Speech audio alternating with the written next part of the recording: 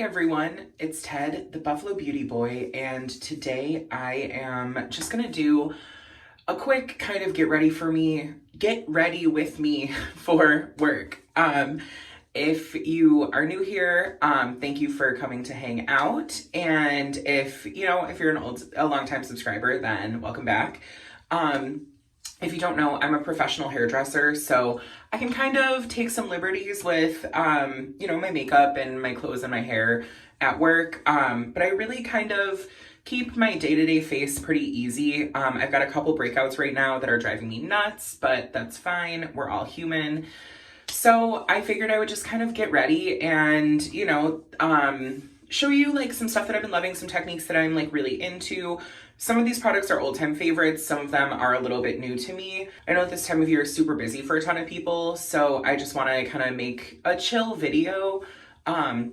It's super busy for me as well. This will actually be uploaded on my birthday or like the day after. My birthday is right before Christmas, so it's a lot. And I recently got married, so it's like wedding, Thanksgiving, birthday, Christmas, New Year, like it's so busy. To start, I have primed my skin with the Tatcha Silk Canvas Primer, and then I like to do my eyebrows, and I'm using the Charlotte Tilbury Legendary Brows.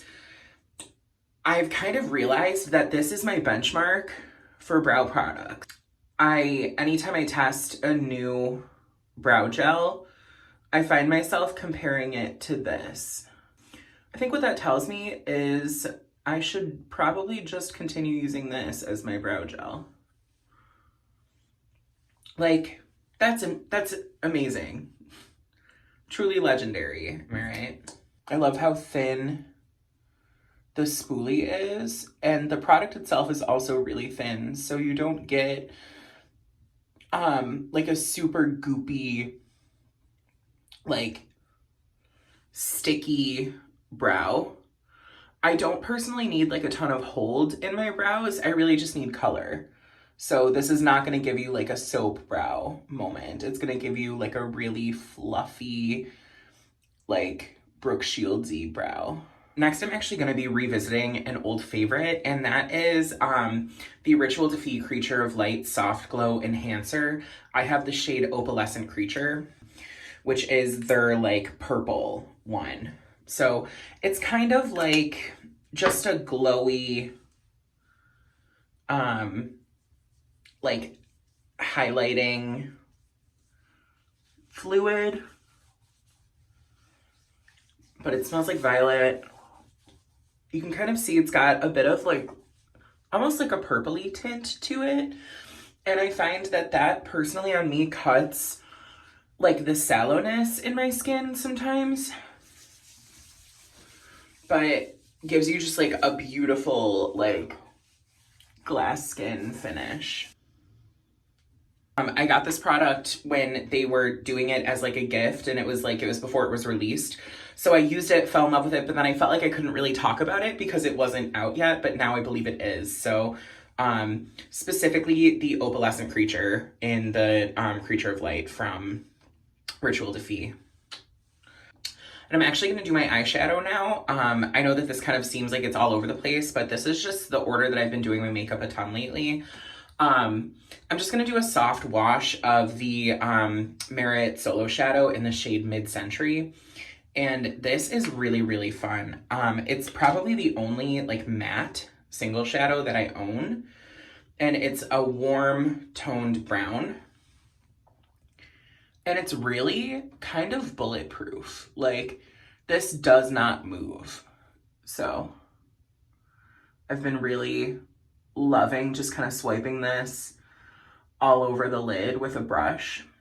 And I'm a little bit erratic with it. Like, I just kind of put it everywhere. And then I just kind of smudge it all over. Again, if this is like, I'm getting ready for work, so I don't need to be super precise.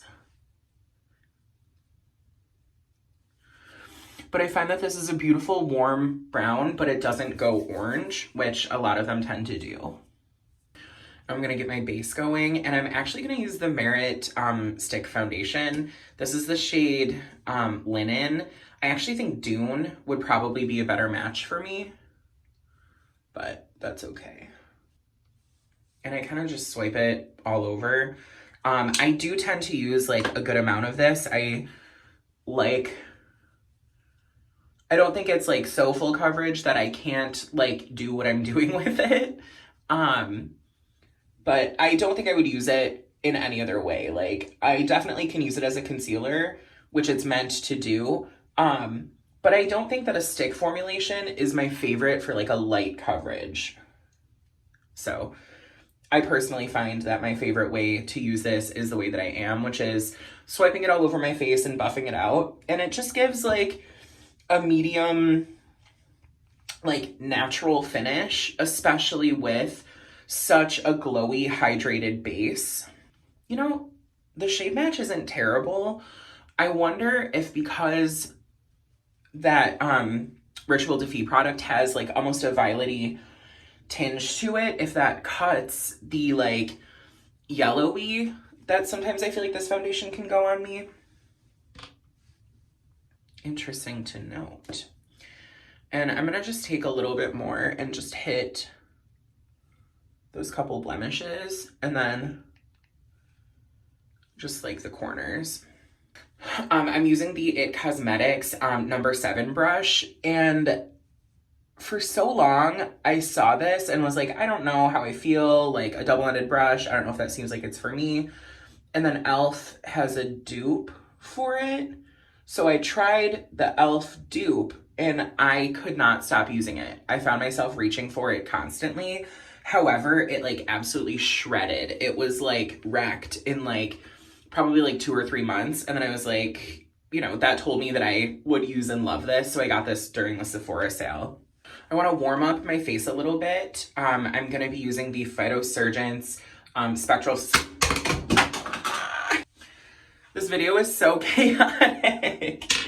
I'm going to be using the Phytosurgence Spectral Sunlight in shade 4, Rosy Warmth. I got this maybe a month ago and it's getting some love. So I used the brush that Phytosurgence like created for this. It's a really long dual fiber brush, and I just kind of like feather it in.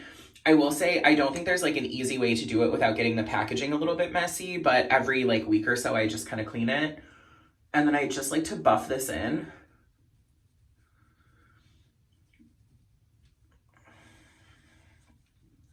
And I've kind of figured out that I don't necessarily think I have a cool skin tone.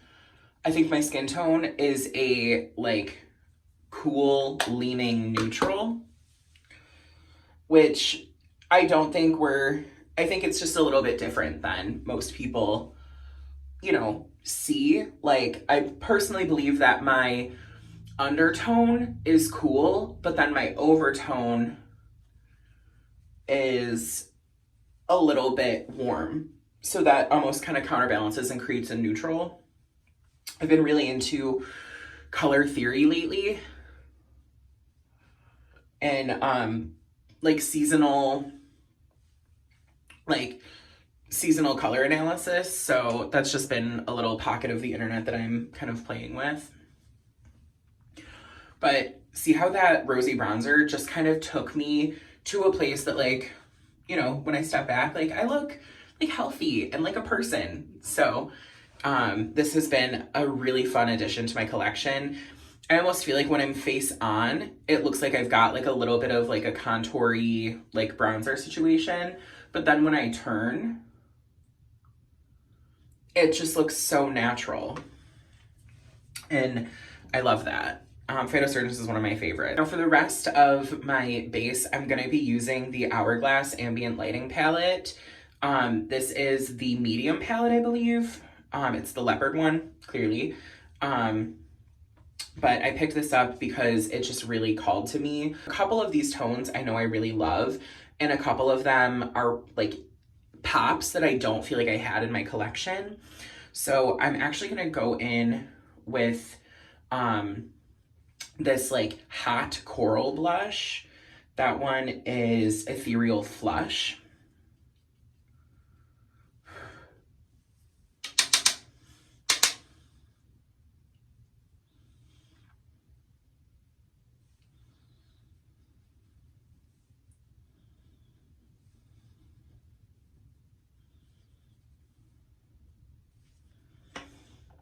And I know it looks like a lot, but I have been finding, specifically with this, if I apply it with one brush and then go in over it with a clean brush, I get this beautiful, like rosy, almost like kind of like Victorian painting effect, which I've been adoring.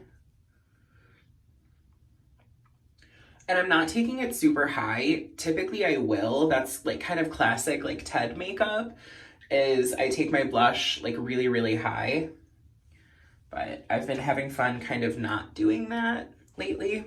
And then I'm gonna take the same brush that I used to kind of blend that blush out, and I'm gonna dip into the bronzer. The bronzer is the shade Lustrous Bronze Light.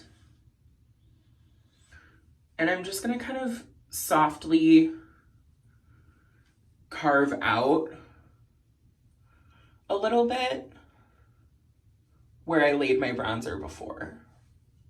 So I know that I kind of wrote off Hourglass, and that's because I felt like they weren't listening to consumers asking them to create products for deeper skin tones. And I feel like they've been really attempting to do that with some of their recent launches. I know with the ambient lighting palettes, they did 3 that were for like light, medium, and deep skin tones. This is the medium one. And I think just based on like the pigment that I've seen personally, I do think that this could work for like a pretty diverse range of skin tones. And this is just the medium one. So the fact that there's one that goes even deeper, I'm really excited. Or I would love to see Hourglass expand even more, because I think there's always room for that. But I do commend them for attempting to listen to their consumers, because I feel like people really were asking them like to expand their shade ranges. Their products are stunning. They're beautiful. And the fact that people want more of them should be a compliment to Hourglass. So I know that I've not talked about them, and I felt that was my, you know, duty at the time. And now I'm just really interested in kind of encouraging them to expand more, because I do love their products. So let me know if you've tried these, especially if you have deeper skin tones, because I feel like we saw so many beautiful content creators with deeper skin tones like asking for these, and it seems like they've listened. So I'm really stoked about that. I am going to go in with the highlight. This is the Crystal Strobe Light.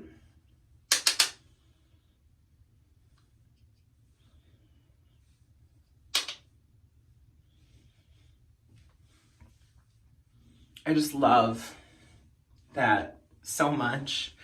The last, I guess, like thing that I've really been doing a ton lately is I've been using powder. When I was doing my wedding makeup and getting ready for that, I really kind of learned the ins and outs of powder, and I love the Givenchy one. I love the Charlotte Tilbury airbrush. But this was actually sent to me, and I'm super excited. They sent me a few products.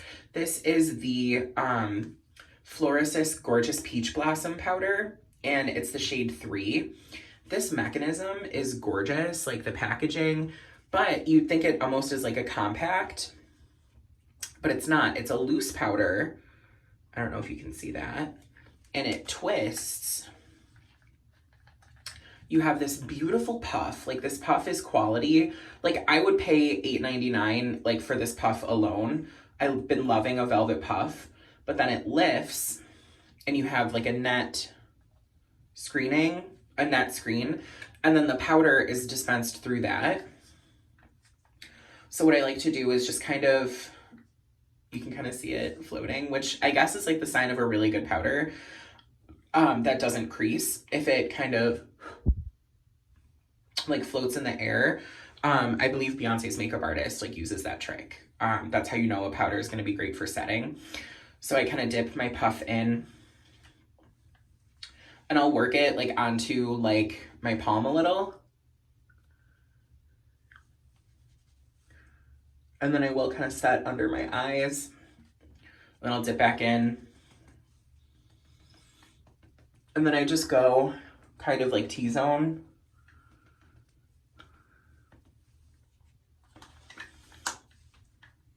And that's it. For powder, at least. But Florasis, so grateful that they sent this. I have been loving it. And honestly, my allergies have been really bad lately, so I haven't been wearing a ton of mascara. Not that I ever wear a ton anyway, but really I'm just gonna top it off with a lipstick, and I'm gonna be using the Lisa Eldridge Meet Me in Berlin. This is her sheer formula.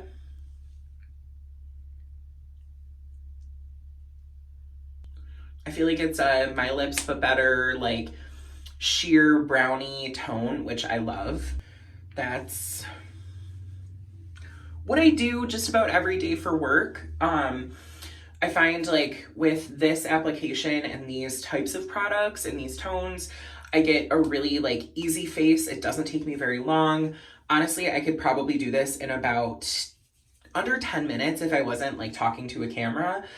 And I'm not melting by the end of the day. Like when I'm doing 6-8 blowouts a day, you know, I need my makeup to really like last. And I feel like this does. I don't feel like I come home and I like need to wash my face immediately. I can leave work and go do stuff and I don't feel unpresentable.